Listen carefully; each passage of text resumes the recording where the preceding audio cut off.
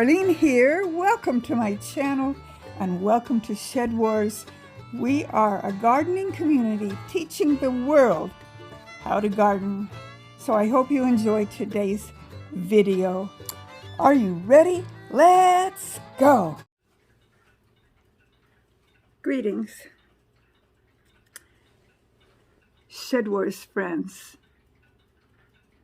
Whether you're a Shed Wars creator or just a Shed Wars watcher, I welcome you to my channel.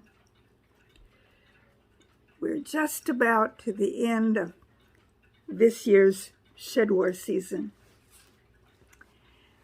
teaching others how to garden. So I thought on today's video, I would kind of give you an overview of my gardens. I can't go outside and show you firsthand because my legs are still all bandaged up. And hubby doesn't want me getting any dirt in them because that could lead to infection and worse problems than just burnt legs. So you're just going to have to listen to me blibber blabber at you, but I'll try to make it interesting. I started my garden, my main little garden, several years ago. I can't tell you exactly how many years ago, but when we first started it, my husband helped me, and what we did, it was lawn. And we went out and he took the shovel and just flipped the sod over upside down so that it was dirt on top instead of grass. And then I added store-bought dirt on top of that, or potting soil actually is what I added. And then I got wise and bought not only potting soil but bags of compost. And I planted into the dirt and the compost and began my little garden. So from that aspect, it would be kind of what is called a back to Eden garden because we didn't till the ground. We just turned it over with a shovel. A little bit of a compromise there.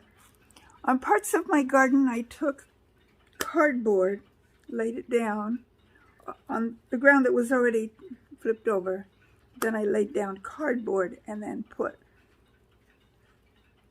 the purchased potting soil and compost on top of that. So that made it a little more true, back to Eden. I think the man's name is Paul Gauchi or something like that. You could do some research and learn more about how to do a back to Eden garden. But because our space is so little, and because we don't have rototiller, and because some of our pipes for our sprinkler system are not that far under the ground, a rototiller would have broken pipes. So that's how I started my garden. Every year toward the end of the gardening season, I pull out the things that are done. And I have since started a compost pile, which it's a cold compost pile. I have more browns than I do greens. And because of that, it breaks down very slowly.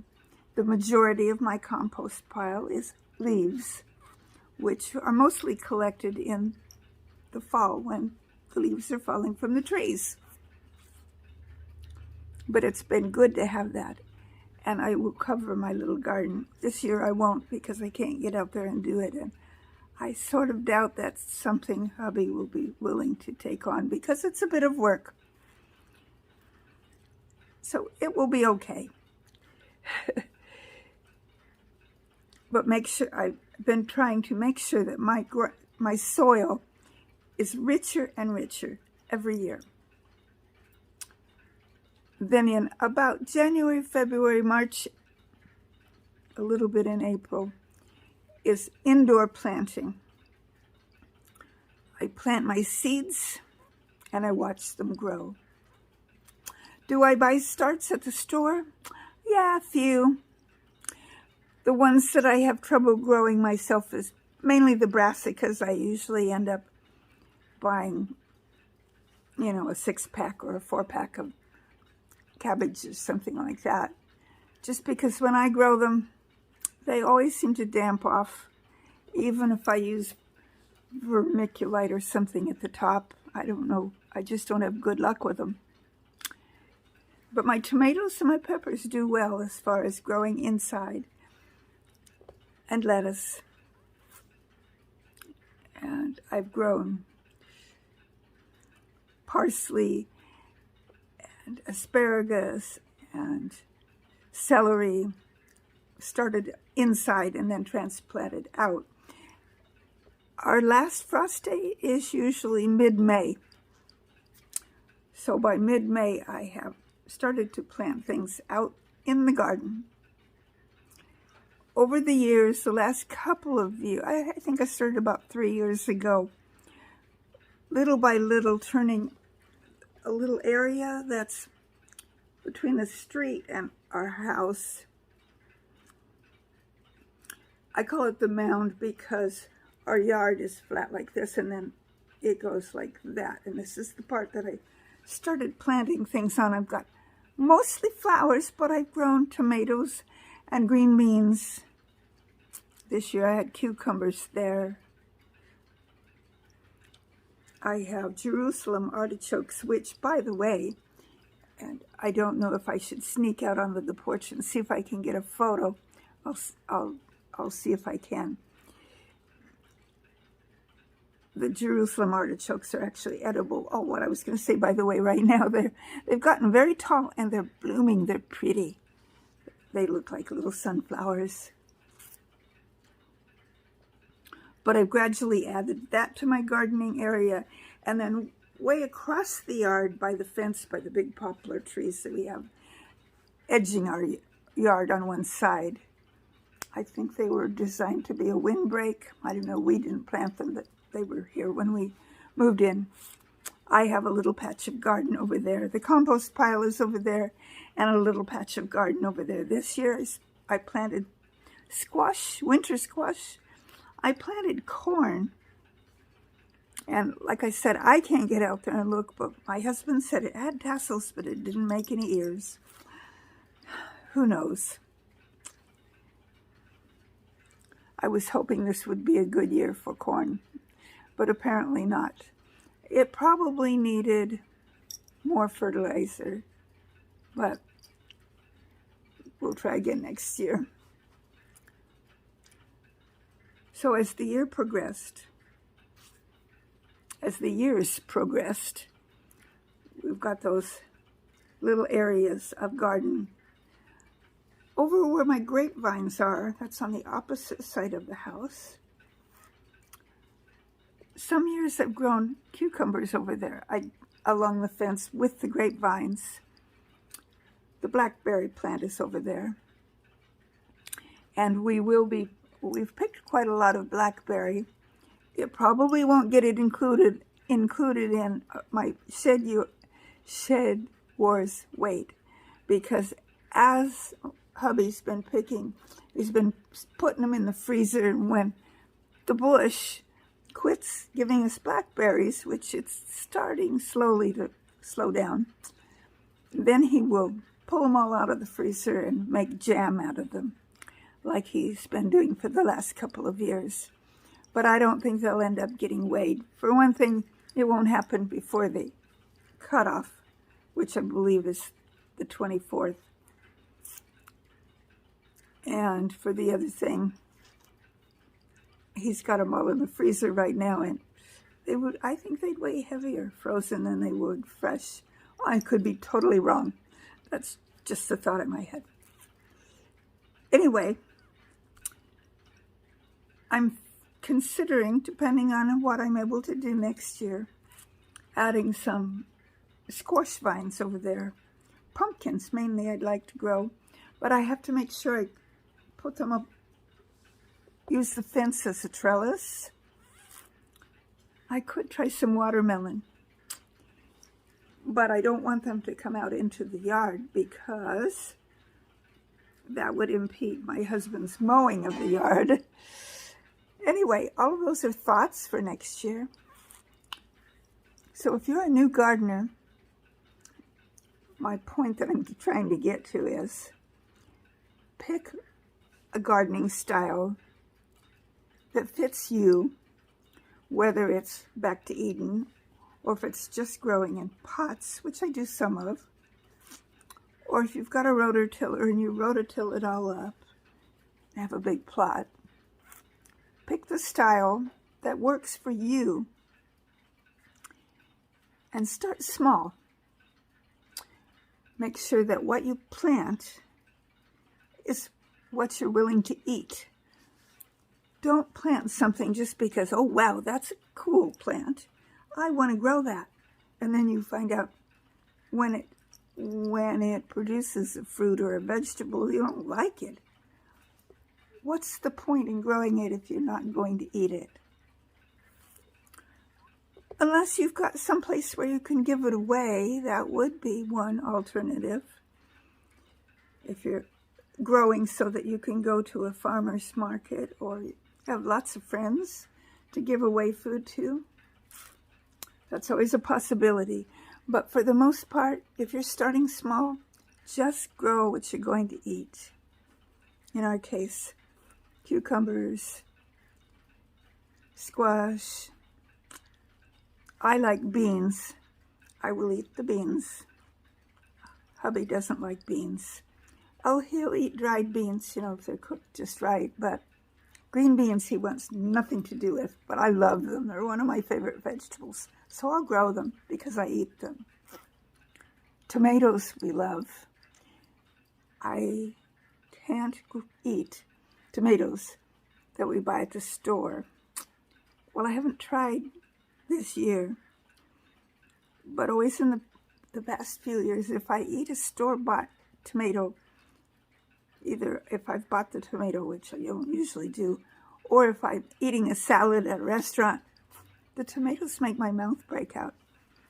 But all of the tomatoes that I grew in my garden this year, I've eaten, and they have not done a thing to my mouth. So my homegrown tomatoes are much better than the store-bought tomato. My suspicion is that they use chemicals to keep the bugs and all kinds of things away from the store-bought tomatoes so that they're perfect. My tomatoes are not perfect, but they're yummy. So know, if you're a beginning gardener, know that your vegetables and your fruits are not going to be perfect. It's okay. They almost shouldn't be perfect because they're going to taste better if they're not perfect. 2 reasons, maybe more than that. One reason is you're making your soil more healthy, which in turn makes the plant more healthy. And 2, they're grown with love. Reasons for gardening. Well, the food, of course. In this day and age, part of what we're being told that we need to do, desperately need to do, is grow our own food because the supplies in the stores are sometimes unreliable. The supply chain is having problems. And it could, by all predictions, get worse. So we need to grow our own food, if at all possible. If you can't grow outside, if you live in an apartment, or like me, you can't get outside to do gardening because you've got some kind of an injury or, other physical reasons why you can't get out and garden. you can grow things inside. Lettuce is easy to grow inside. You can use it as microgreens or let them grow larger. Last year I had a celery plant that grew quite big inside, and then I put it outside toward the end of May. Tomatoes, if you get the dwarf kind, I have some tiny Tims back in my plant room that I started from seed a few weeks ago, and the plant's getting and it'll grow to like maybe a foot and a half tall, which I can handle indoors. And I will get some small tomatoes on it. It's a dwarf tomato. It gives you small tomatoes, but a tomato is a tomato. Is a yummy. So each year as you garden, your gardens will be produced with more knowledge because you're continually learning. We learn by things going wrong. We learn by viewing other people's videos. We learn by reading and learning. All of those things are important for gardeners. So gardening is a continually learning process. And I think that's one of the things that we've been trying with SHEDWARS to help people to understand, is that starting to learn is important, continuing to learn is important, and the SHEDWARS creators, myself included, share with you what we've learned, what we've done in our gardens, what we've learned about what we've done. We've shown you the failures, we've shown you the successes, and we've shown you over the 3 SHEDWARS seasons how to garden. The multitude of ways to garden. Every gardener does their garden a little differently. There is no right or wrong.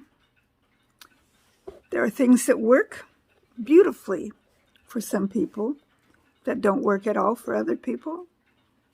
And those people that didn't have something work, something else might work beautifully for them. So it's a little bit of experimenting over the years so that you know which gardening method works for you. And if things don't work out, don't give up. For Pete's sake, don't give up. Try again with a different kind of plant, maybe. Or if you're determined to grow that plant, plant it in a different place, plant it a different way, take care of it in a different manner. Do your research, find out how other people have grown it. Maybe one of the ways that you learn will work for you.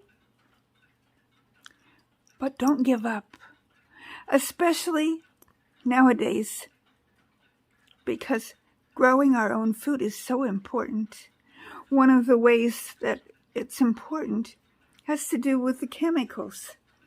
The big agricultural farmers that grow food for us that we buy in the grocery stores.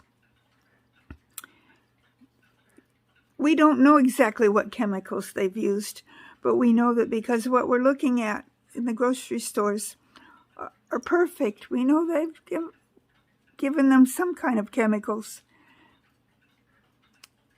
And think about how much of those chemicals you want in your bodies.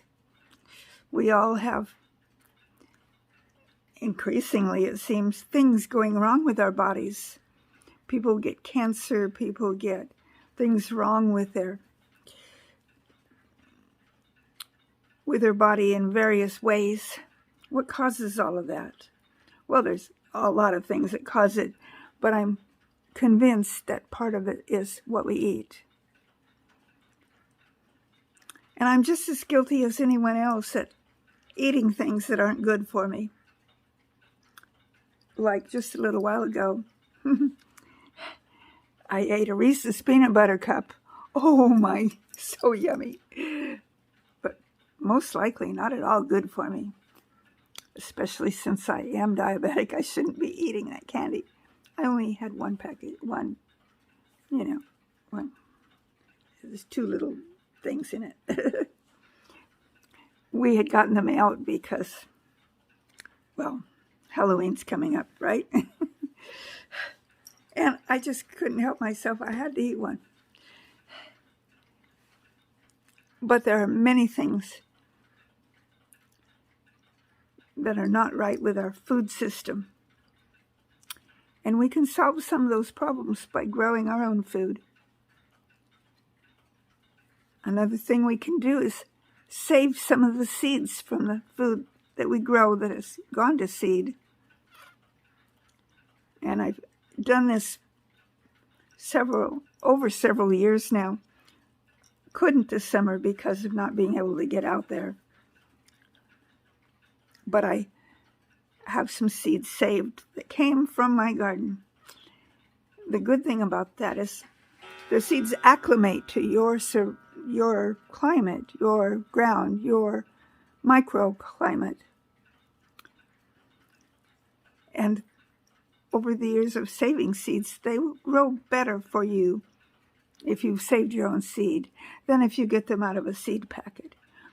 And there's certainly nothing wrong with buying seed packets. I do it myself because we can't save seeds to everything. It's unlikely for us to, at any rate.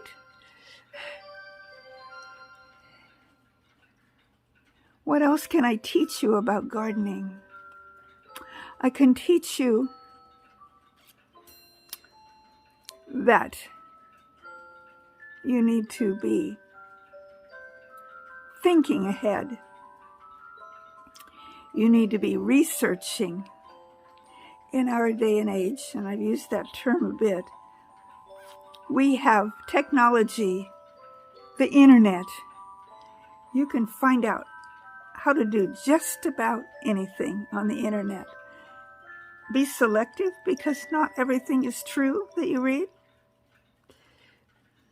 Just because you see it on the internet doesn't mean it's so. But the more you learn and the more experience you get, the better at gardening you will become. So if you're watching this video today, and I hope you are, and I hope you watch it all the way to the end, I hope that I give you some inspiration to next spring early get some seeds, get some potting soil, get some pots, plant the seeds, and as soon as it's warm enough outside, plant the seeds out in your garden. Prepare the ground for those seeds. Nourish the ground in whatever manner you can, whether it's homemade compost or if you have to buy the compost.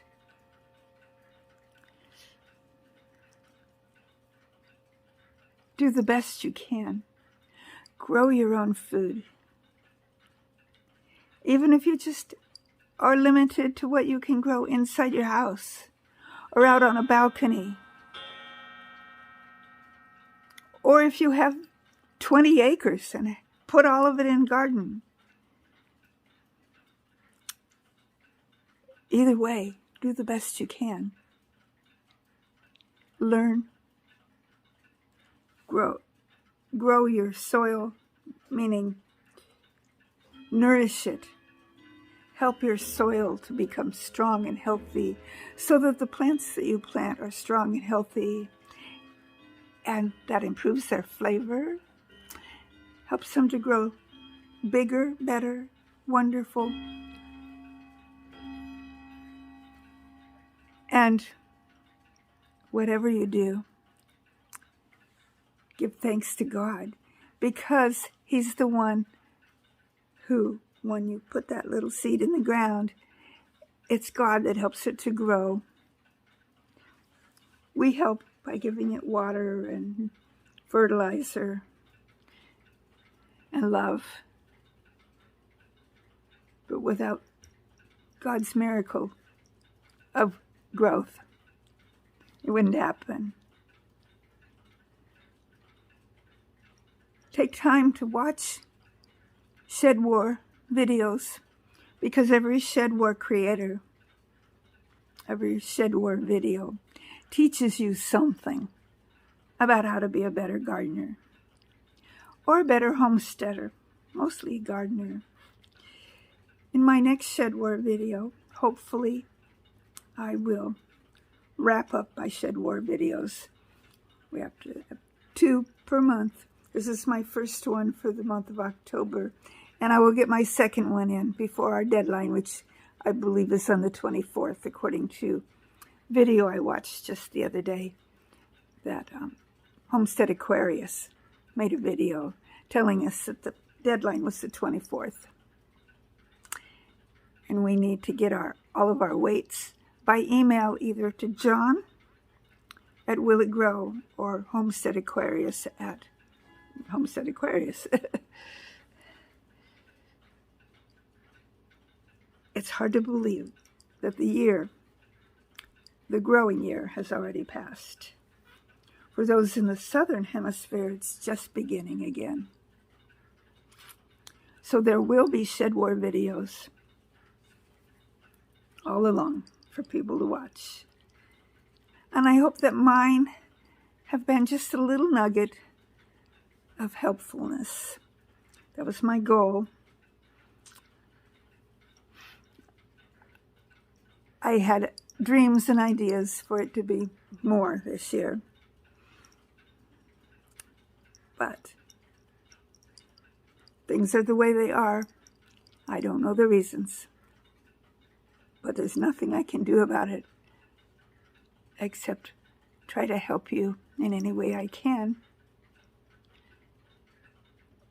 The way it is. With bum legs. That one. And this one. Got some bandages down here on my toes. I have a big scab on my pinky toe. I finally am able to wear shoes. They're my gardening shoes, and they look really funny when I wear a dress if I have to go somewhere. Oh, and I want to look a little more girly. And big clunky shoes. That's here, my gardening shoes. But I can wear it now. Finally, I was so happy I could wear a shoe. I was clomping around, if I had to go to the doctor or whatever, with one shoe on and one shoe off. But now I can wear both shoes. So that means I'm improving. I cherish your prayers as I continue to heal. I cherish your prayers for my garden so that it will continue to get healthy, even though I'm not out there doing anything in it. And it will wait for me for next year.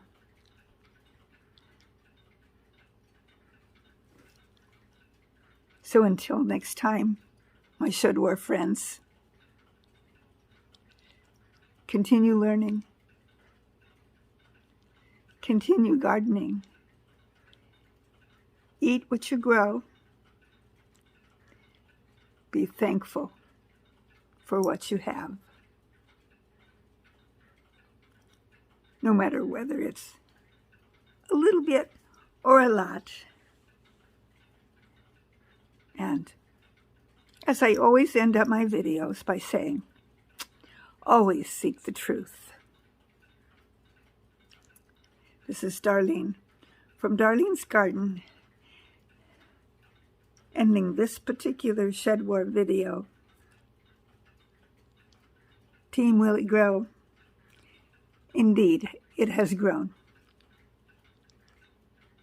And we will see you on my next video. Bye. Oh, and don't hang up yet. I'm going to show you some pictures.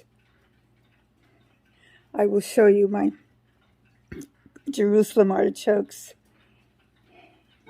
And my garden, my messy, messy garden.